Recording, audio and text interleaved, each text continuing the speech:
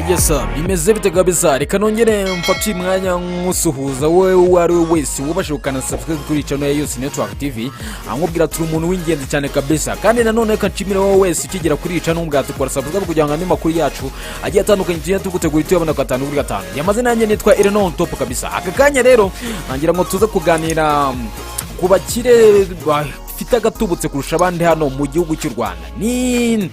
Nibyo twasabye n'umukunzi wacu muri mu kiganiro gishize, ariko babwira ati rero uyu munsi rero twabibateguriye kabisa muze kubavuga kugira ngo mumenye ese niwe munyarwanda ufite amafaranga menshi kurusha abandi. Uyu munsi rero basanga muri iki kiganiro ugiye kugezwaho nanjye Irene on top. Twihuse cyane rero kabisa, ntabwo tuza kubatindira nk'uko maje kwimenyera duhera ku cyo bita ku mwanya wa nyuma, dukora icyo bita countdown. Reka dutanye no umenya ati ninde uri ku mwanya wa 10.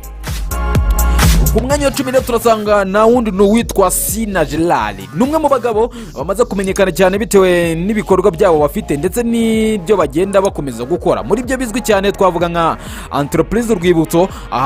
Ni ikigo kinini cyane kabisa, dore ko iki kigo kabisa cyashinze mu myaka myinshi ishize. Ni ikigo bimwe mu gihe byo bagenda bakora byamenyekanye cyane, ni bimwe agashya akarusho akabanga n'urusenda rw'akabanga kabisa, ngira ngo benshi baruzi ndetse n'amadiva yagiye atandukanye. Uyu mugabo Sina Gerard ni umuhinzi wabigize umwuga ndetse akaba ari n'umworozi wabigize umwuga, aho nakubwira yuko Sina Gerard ari we mukire uruza ku mwanya wa 10 muri top 10 y'abakire bakizeho hano mu Rwanda, dore ko afite akayabo gasaga dore note of yiwe icyo nakubwira nuko afite akayabo gasaga miliyoni 34 z'amadolari y'Amerika.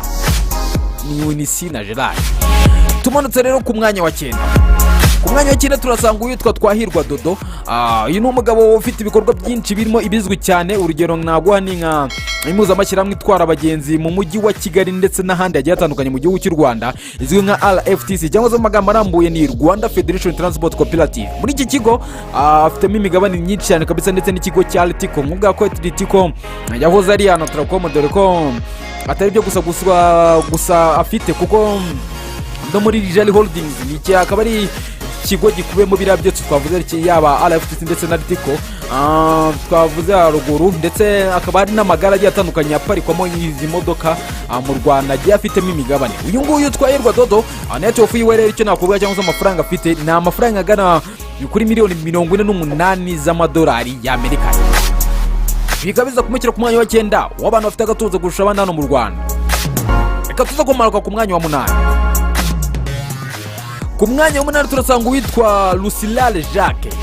Atuye mu mujyi wa Kigali ariko akomoka mu karere ka Rwamagana. Azwi cyane no kuvuga akomoka mu karere ka Rwamagana ni mu ntara y'Uburasirazuba. Azwi cyane mu bikorwa byinshi by'ubucuruzi bitandukanye, kandi ndetse no mu bikorwa byo kugira neza cyangwa se gufasha abantu. Yashoye imari ye Bambere muri Ameki. Kikaba cyari ikigo gikora ibigerekeranye n'intebe, ibitanda ndetse n'ibindi bikoresho byose bikorwa mu mbaho n'ibindi cyane kabisa. Nkubwira ko nyuma kandi Ameki yaje kwaguka ivamo icyo bita Amekikoro. Amekikoro rero akaba harimwe mu nganda zikora marange kabisa. Nakubwira ko ari uruganda kabisa, nakubwira rw'umunyarwanda kabisa rukora marange kandi meza. Nkubwira ko uruganda narwo yamenyekanyemo cyane, dore ko iki kigo gikora marange atandukanye. Icyo nakubwira amafaranga y'umugabo kabisa akaba barirwa muri miliyoni 60 z'amadolari y'Amerika, ndetse akaba anafite imigabane myinshi muri banke ikomeye cyane kabisa y'ubucuruzi ya Koje Bank. Ibi rero Lucilale Jacques bikaba bishyira ku mwanya wa 8 w'abaherwe cyangwa se abantu bafite agatubuza kurusha abandi hano mu gihugu cy'u Rwanda. Katoza tumarwa ku mwanya wa 7. Ku mwanya wa 7 turasanga umuryango wa nyakwigendera Berite Makuza. Uyu muryango wasigaranye ibigo bikomeye nka Rwanda Fomo, bafite kandi imigabane myinshi muri banki y'ubucuruzi ya Koje Bank ndetse n'inyubako ndende mu mujyi wa Kigali izwi nka Makuza Peace Plaza, ndetse ari n'inyubako navuga ngari cyane mu Rwanda kandi nziza, dore ko yuzuye itwaye akayabo gasaga miliyoni 40 z'amadolari y'Amerika. Nukuvuga rero turebeye hamwe n'indi mitungo bagiye bafite kabisa. Uyu muryango wa Berite Makuza ukaba ufite amafaranga agera kuri miliyoni 75 z'amadolari y'Amerika. Biza kumukira ku mwanya wa 7 w'abaherwe bafite agatubutse kurusha abandi hano mu gihugu cy'u Rwanda. Turaza tumanuka ku mwanya wa 6. Ku mwanya wa 3 wasanga nde? Ku mwanya wa 3 wasanga witwa Mugisha Joseph. Uyu mugabo icyo nakubwira afite ikigo cy'ubwubatsi cya Fair Construction, ibigo by'amashanyarazi ndetse n'amazi agiye afitemo imigabane muri ibi bigo. Umugabo icyo nakubwira akaba we amafaranga afite cyangwa se net worth y'ikuihagaze akaba afite cyangwa se abarirwa muri miliyoni zisaga 150 z'amadolari y'Amerika biza kumushyira ku mwanya wa gatatu w'abagabo bafite agatubutse kurusha abana mu gihugu cy'u Rwanda. Turaza kumanuka ku mwanya wa gatanu. Ku mwanya wa gatanu harinde turasanga ubitwa Hatari Sekoko yamenyekanye cyane kubera inyubako ndende ya Kigali City Tower. Iyi ni tower nini cyane kabisa dore ko iyi nyubako kabisa nakubwira ko nditawa kabisa nagasongero mu mujyi wa Kigali dore ko ari inyubako ndende cyane nta muntu utazi kesti kabisa. Yashoboye kandi mu nyubako za downtown harimo na gare yaho no kuvuga muri downtown zira nyubako zari mu mujyi abikaba bivuga yuko nawe rero yagiye ashoramo imigabane cyane kabisa uyu mugabo Hatari Sekoko ndetse afite n'imigabane muri hoteli y'inyenyeri 5 ya Kigali izwi nka Marriott Hotel. Iyi ni hoteli nziza cyane kabisa abantu benshi b'abanyamahanga baza basohokeramo dore ko uyu mugabo Hatari Sekoko naho agiye afitemo imigabane. Hanyuma amafaranga ahagaze icyo nakubwira nuko ahagaze amafaranga agera kuri miliyoni 235 z'amadolari y'Amerika biza kumugera ku mwanya wa gatanu w'abahirwe dufite hano mu gihugu cy'u Rwanda. Turaza kumanuka ku mwanya wa kane. Ku mwanya wa kane turasanga witwa Gatera Egide. Kimwe mu byo yashoyemo amafaranga ni nka Societe Petrol du Rwanda cyangwa se izwi cyane nka SP. Ikora ni ikigo gikomeye cyane hano mu Rwanda mu gucuruza petrol ndetse na essence dore ko igifite n'ibigega byinshi cyane muri iki gihugu cy'u Rwanda kandi afite Societe Petrol Aviation nayo ibika ibitwara indege. Icyo nakubwira kandi uyu mugabo yanashoye imari muri Rwanda Mountain Tea akaba aho ufite ingana nyinshi zitunganya ikawa yerekezwa mu mahanga no kuvuga ikawa y'u Rwanda kandi afite Prima Insurance ni ikigo cy'ubwishingizi gikorera hano mu Rwanda kandi kimaje kumenyekana. Icyo nakubwira kuri mugabo witwa Gatera Egide akaba abarirwa mu mafaranga agera kuri miliyoni 300 z'amadolari y'Amerika. Ni umukire kabisa. Ibi byose bigaza kumushyira ku mwanya wa kane w'abagabo bafite agatubuza kurusha abandi hano mu gihugu cy'u Rwanda. Gatuza kumanuka ku mwanya wa gatatu. Ku mwanya wa gatatu turasanga witwa Rujugiro Tribel Ayabatwa. Uyu mugabo nakubwira ko iri zina ry'uyu mugabo kabisa n'umwe mu bagabo bagiye bafatwa nk'abakire cyane hano mu Rwanda ndetse ubu hari na benshi bazi yuko Rujugiro ari umukire wa mbere hano mu Rwanda ariko kabisa ndetse ari mu bakire ba mbere hano mu Rwanda. Uko ari kuza ku mwanya wa gatatu w'abagabo bafite agatubutse kurusha abandi hano mu gihugu cy'u Rwanda. Afite ibikorwa byinshi hano mu Rwanda by'ubucuruzi ndetse no hanze y'igihugu. Imwe mu nyubako zizwi cyane ni Union Trade Center ndetse n'inzu yari atuyemo igikondo nini cyane kabisa. Afite uruganda rw'itabi ruzwi nka Pan African Tobacco. Uyu mugabo rero iri tabi rye rikaba ridacuruzwa muri Afurika gusa ndetse n'ibura usanga ririyo dore ko uyu mugabo atunze angana na miliyoni 350 z'amadolari y'Amerika. Ni umukire. Ibi byose afite rero Rujugiro Tribel Ayabatwa bikabiza kumugera ku mwanya wa gatatu w'abagabo bafite agatubuza kurusha abandi hano mu gihugu cy'u Rwanda. Katuze tumanuka ku mwanya wa kabiri. Ku mwanya wa kabiri haninde turasanga His Excellency Nyakubahwa Paul Kagame.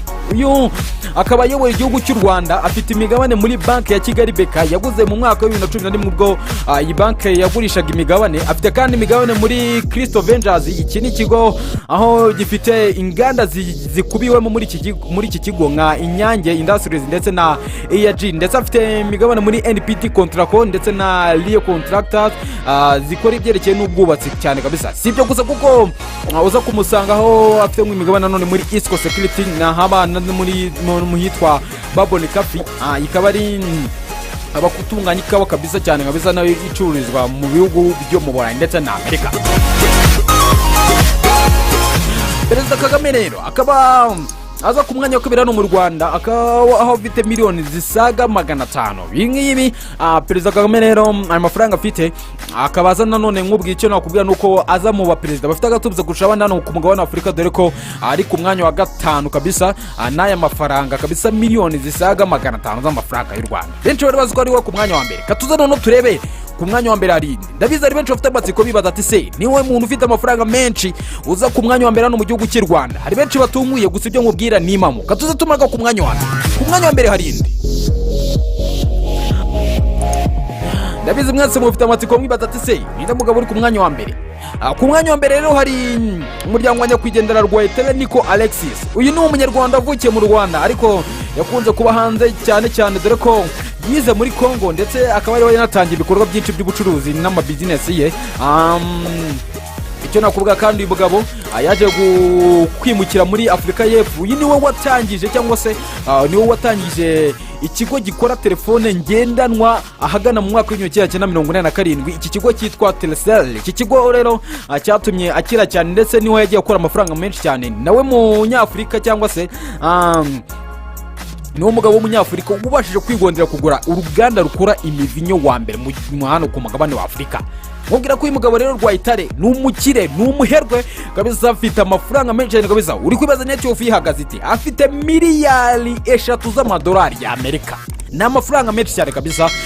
Nkubwira ko afite amafaranga menshi cyane kabisa, miliyari 3 z'amadolari ya Amerika. Ni amafaranga menshi cyane kabisa. Nkubwira ko rero yari woza ku mwanya wa mbere w'abaherwe dufite hano mu Rwanda kabisa. Nkubwira ati rero iki ni ikiganiro mwateguwe nanjye Eno Top kabisa ku bwa Yose Network TV. Mbabwira yuko ari kimwe mu byo twasabwe n'umwe mu bakunzi bacu batwandikiye. Nkubwira ko nawe ushobora kugira uruhare mu biganiro tugenda tugutegurira, ushobora gutanga igitekerezo inyunganizi cyangwa se icyo wakivuga ko twazagutegura ubutaha. Nta kundi rero bigenza, ushobora kubinyuza muri comment cyangwa se kubinyuza ku mbuga nkoranyambaga zacu. Urugero nka Facebook ni Yose Network TV, nanone kutwandikira ubinyujije kuri Instagram ni Yose Network TV, Twitter nawo ni Yose Network TV, maze ubundi twatubana buri gihe kandi kabisa.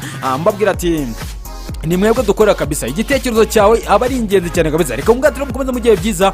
Mwari kumwe nanjye Eno Top mubabwira ati kora subscribe kuri channel Yose Network TV kugira ngo ibiganiro ndetse n'amakuru yose ashyushye y'ubutaha ntuzayacikwe. Ibihe byiza kabisa, amahoro y'Imana bane namwe. Ciao ciao.